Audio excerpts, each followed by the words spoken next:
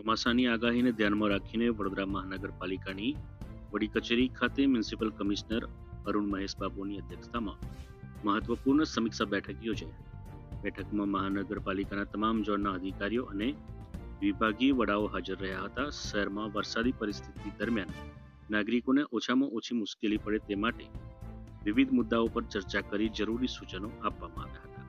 બેઠકમાં ખાસ કરીને શહેરના વોટર લોગિંગની સમસ્યા પર ભાર મૂકવામાં આવ્યો હતો।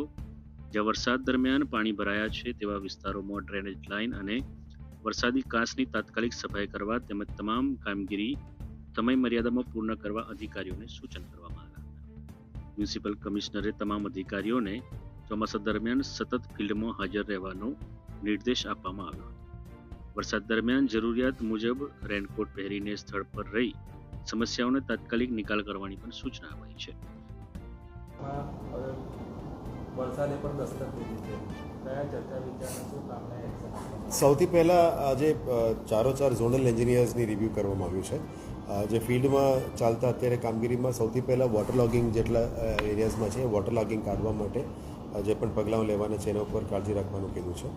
ડીવોટરિંગ પમ્પ્સ એક્ટિવેટ કરવાનું હોય તો ડીવોટરિંગ પમ્પ્સને પણ એક્ટિવેટ કરવાનું કીધું છે। જે જગ્યામાં ડ્રેનેજ ક્લોગિંગ છે ત્યાં સાફ સફાઈ કરીને ડાકડાઓનું ક્લીન કરીને પાણીનું જે લોગિંગ છે વોટર લોગિંગ છે એને નિકાલ કરવા માટે સૂચના આપી છે। તમામ અધિકારીઓને કર્મચારીઓને ડી અને એઈઝને ફિલ્ડમાં રહેવાની સૂચના આપી છે। હવેથી 4-5 દિવસ કન્ટિન્યુઅસ કદાચ વરસાદ હોય યા ના હોય ફિલ્ડમાં રહીને પબ્લિકનું અવર જવરમાં મૂવમેન્ટમાં તકલીફ ના પડે, વોટર લોગિંગ ના રહેવું જોઈએ, એ તમામ કામગીરી ઉપર ફોકસ કરવા માટે સૂચના આપી છે। વરસાદ હોય તો રેનકોટ પહેરીને પણ અમે ફિલ્ડમાં ઉતરીને કામગીરી કરવાની સૂચના આપી છે। આપ જાણો છો કે ગયા વર્ષ અમે સપ્લાઈઝ પણ કર્યા હતા, એ બધા જ અત્યારે ફિલ્ડમાં ઇફેક્ટિવ કામગીરી કરવા માટે જ સૂચના આપી છે। સાથે સાથ નવા ડેવલપિંગ વિસ્તારમાં સીસીટીવી અને એલઈડી બોર્ડ્સની વધારો કરવાનું પણ નક્કી કર્યું છે, જ્યાં સેફટી અને સિક્યોરિટી દીકરાઓની અને દીકરીઓની સલામતી માટે સીસીટીવી કેમેરાસ અને રોડની અંદર મોનિટરિંગ સિસ્ટમ અને ટ્રાફિક માટે પણ હવે નવું સીસીટીવી સિસ્ટમ્સ લગાવવાની નક્કી કર્યું છે। ખંડેરાવ માર્કેટમાં પણ આ ફ્લોર સિવાય સેકન્ડ ફ્લોર અને થર્ડ ફ્લોરમાં સ્વચ્છતાને જાળવી રાખવા માટે અને કોઈ પાન પિચકારી ના કરે, કોઈ અનનેસેસરી હાથ ધોઈને કચરો ના કરે, એ બધા ધ્યાને રાખીને ખંડેરાવ માર્કેટના કોરિડોર્સમાં પણ સીસીટીવી મૂકવા માટે આજે ડિસિઝન લીધી છે। જેથી કરીને જ્યારે આપણે સ્વચ્છતાની વાત કરીએ, આપણા પોતાની બિલ્ડિંગમાં પણ સ્વચ્છતા સારી રીતે થવું જોઈએ। હોસ્પિટલ, સ્કૂલ્સ, આંગણવાડીમાં ખાસ કરીને અત્યારે નમો સ્વચ્છતા કેમ્પેન પણ ચાલી રહ્યા છે, જેથી કરીને ત્યાંના ફેન, ડોર, વિન્ડોઝ આ બધાની જે પણ રિપેર કરવાનું છે એ લિસ્ટ પણ અમે આંગણવાડીઝ અને હોસ્પિટલથી લઈ લીધા છે, સ્કૂલ્સમાંથી પણ લઈ લીધા છે। એટલે ચારો ઝોનના આસિસ્ટન્ટ એન્જિનિયર બિલ્ડિંગ્સને ખાસ કરીને આ તમામ રિપેર્સ કરીને ઓફિસને ક્લીન કરવા માટે પણ કીધું છે અને તમામ ઓફિસર્સની અંદર સ્વચ્છતા પણ જાળવી રાખવા માટે આજે તમામ ચારો આસિસ્ટન્ટ કમિશનરે સૂચના આપી છે, જેથી કરીને કોઈ બોર્ડ ઓફિસમાં આવે, અરજદાર આવે અથવા આપણા કર્મચારીઓ પણ કોઈ પણ ઓફિસમાં ગંદકી ના ફેલાવે એના માટે ખાસ કાળજી રાખવાનું કીધું છે। હવેથી ગાર્ડન પ્લાન્ટેશન્સ પણ અમે મોટાભાગમાં કરવાનું શરૂ થઈ ગયા છે। હવે શહેરમાં મોટા જગ્યામાં ward offices, zonal offices, public interaction spaces, જેથી કરીને મોલ્સ છે, પ્રાઇવેટ મોલ્સ છે, રેલવે સ્ટેશન છે, બસ સ્ટેશન છે, મોટાભાગમાં પબ્લિક ઇન્ટરેક્શન થતું હોય આવા જગ્યામાં ફ્રી રોપા વિતરણ માટે પણ અમે પ્લાનિંગ કરી છે, જેથી કરીને બીએમસીની કેનપી મૂકીને રોપા વિતરણ પબ્લિક માટે કરવાનું પણ સૂચના આપી છે। સ્થાનિક લેવલમાં એ વિતરણ થાય તો પબ્લિકમાં મેક્સિમમ ટુ મેક્સિમમ પબ્લિકને ઝાડો અને વાવેતર કરવા માટે એ રોપા પહોંચી શકે। સાથે સાથ ડ્રેનેજનું કામગીરીમાં પણ અત્યારે જે પણ કામો ચાલી રહ્યા છે એનું પણ ફાસ્ટ વહેલા તકે પૂરું કરવા માટે સૂચના આપી છે। જે પણ કામોમાં પેન્ડન્સી છે એ પણ વહેલા તકે પૂરું કરીને સીવર લાઇન સાથે અટેચ કરવાનું પણ સૂચના આપી છે।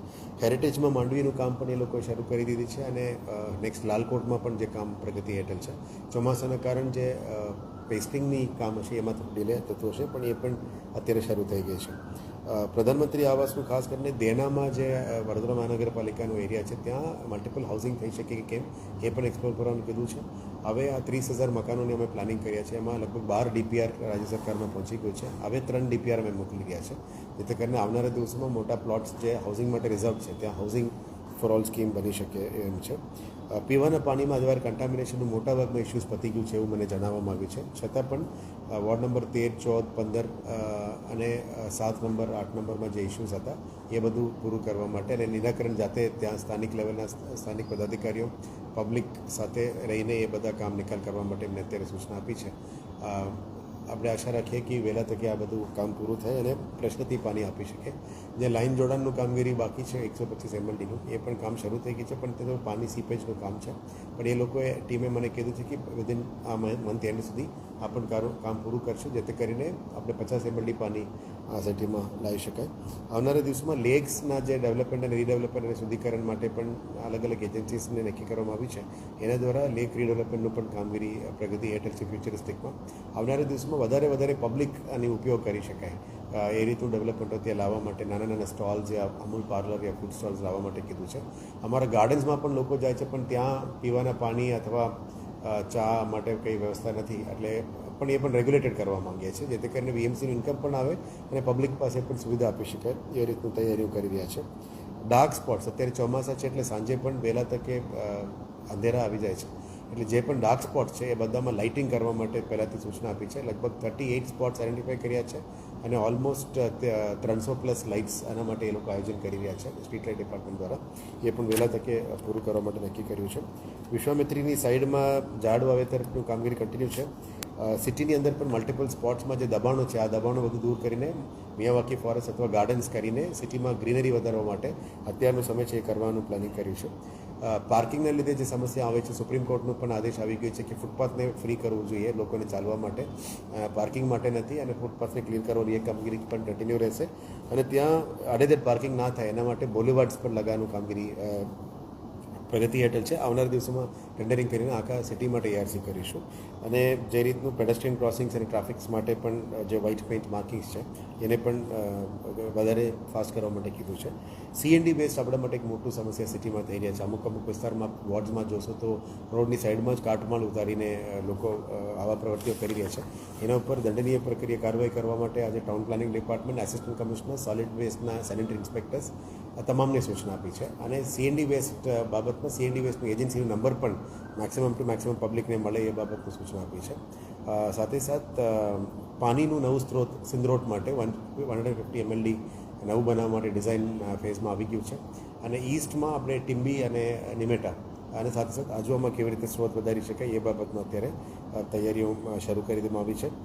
મેઇનલી પ્લાન્ટેશન્સ ઉપર ફોકસ છે, સ્વચ્છતા ઉપર ફોકસ છે, અને પાર્કિંગ અને આવનારા દિવસમાં સ્ટ્રીટ ઉપર જે ઇસ્યુઝ છે એને પણ સોર્ટ આઉટ કરવા માટે જે સુપ્રીમ કોર્ટના આદેશ આવી છે એના ઉપર ફોકસ રાખીશું. મેઇનલી ચોમાસા દરમિયાન રોડમાં વોટર લોગિંગ જેટલું થાય મિનિમમ 4 કલાક, 8 કલાક, 12 કલાક, 24 કલાકમાં મેં અલગ અલગ કેટેગરાઇઝ કર્યું છે. આ પાણી ઉતરે એના માટે વ્યવસ્થા કરવા માટે કીધું છે. અને બોકી ખાસ અને રૂપારેલ ખાસ અને મહાનગર ખાસમાં જે સફાઈ માટે જે મશીન ઉતારવાની હતી એ મશીન પણ ટૂંકા સમયમાં આવી જવાના છે એવું જણાવવામાં આવ્યું છે. એટલે ટૂંકા સમયમાં આ પોકલેન મશીન અને આ ડ્રેજિંગ મશીન જે અંદર મૂકીને ક્લીન કરવાનું છે, જેમાં બેઝિકલી પ્લાસ્ટિક બોટલ બધું અટકી જાય છે, એ બધું શરૂ કરવાના છે.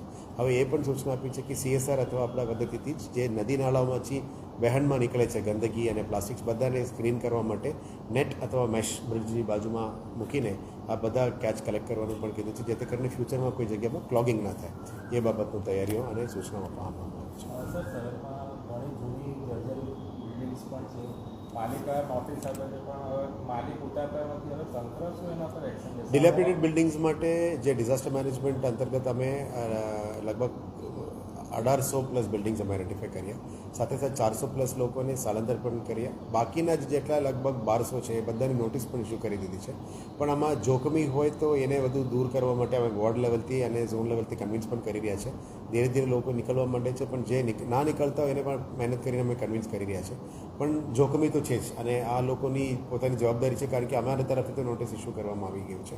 આવનારા દિવસોમાં ડેન્જરસ સ્ટ્રક્ચર્સમાં જે ઇલીગલ હોર્ડિંગ્સ પણ ઘણા બધા લોકો લગાવ્યા છે સિટીમાં, એના ઉપર પણ કડક કાર્યવાહી કરીશું. અમે અત્યારે સર્વે પણ શરૂ કરી દીધા છે. જે પણ ઇલીગલ સ્ટ્રક્ચર્સ ઉપર હોર્ડિંગ્સ લગાવ્યા છે, જે પણ રેવન્યુ નથી આપતા, GDCR ગાઈડલાઇનની બહાર જઈને પણ ઇલીગલી લગાવ્યા છે ડેન્જરસ સ્ટ્રક્ચર્સને, તમામ સ્ટ્રક્ચર્સને કાઢવા માટે અમે નક્કી કરી દીધી છે. આવનારા દિવસોમાં ટાઉન પ્લાનિંગ અને એસ્ટેટ ડિપાર્ટમેન્ટ એના ઉપર પણ કાર્યવાહી કરશે.